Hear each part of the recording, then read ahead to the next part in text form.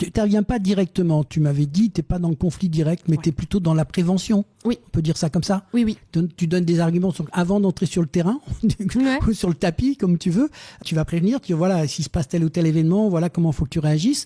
Et en fait, tu donnes des éléments pour se défendre. Mais après, le combat se fait sans toi. Alors justement, on ne se défend pas en communication. À partir du moment où on se défend, on est en hors-jeu. Donc l'idée, c'est justement de donner des éléments pour voir quand on est en état de co-construire et pas qu'on parte sur la défensive. Tous ces éléments-là, à partir du moment où on équipe les gens à voir ces choses-là, il n'y a pas de retour en arrière. À partir du moment où tu mets des mots sur ce qu'on ressent instinctivement, ouais, je sens que ça va plus, je sais plus, mais je sais pas comment le nommer. Si on n'a pas des repères clairs, si on n'a pas une limite de jeu claire avec des postures claires, quand est-ce que lui il a la balle et qu'il me la reçoit et comment je la reçois, si on ne sait pas faire ça, on ne peut pas voir le jeu de la communication.